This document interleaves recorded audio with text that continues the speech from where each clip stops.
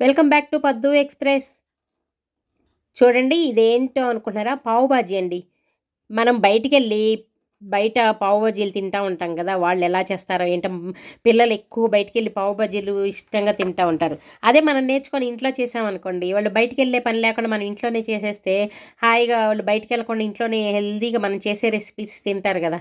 అందుకని ఇంట్రెస్ట్‌గా నేను ఎక్కడికన్నా ఎళ్ళినప్పుడు ఇలా నేర్చుకుంటూ ఉంటాననమాట. నేర్చుకొని పిల్లలకి చేసి పెడతా ఉంటాను. వాళ్ళు బయటికెళ్ళకుండా ఎలాగైనా ఇంట్లోనే చక్కగా తింటారని. కొంచెం మనం రిస్క్ తీసుకోవాలి. మనం కొద్దిగా రిస్క్ తీసుకున్నామంటే వాళ్ళు ఇంట్రెస్ట్‌గా ఇహన బయటికెళ్ళే పని లేకుండా అలాంటి ఐటెమ్సే మనం ఇంట్లో చేసి పెడుతుంటే ఎంతో ఇంట్రెస్ట్‌గా తింటారు గదా!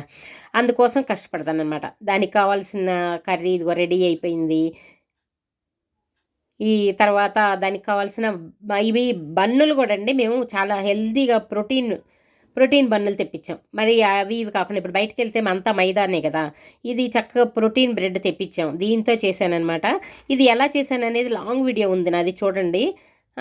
ఫుల్ డీటెయిల్స్ అన్నీ అందులో ఉన్నాయి. ఎలా చేశాను, ఏంటి అని చాలా హెల్తీగా, చాలా మన ఇంట్లోనే చేసేసుకుంటే అసలు పిల్లలకి బయటికెళ్ళే అవసరం రాదు గదా! చక్కగా ఇలా మీరు గూడా చేసి పెట్టారనుకోండి, మీ పిల్లలు గూడా బయటికెళ్ళి తినకుండా చక్కగా ఇంట్లో జేస్తారు. కాతే మనం కొంచెం కష్టపడాలి, తప్పదు.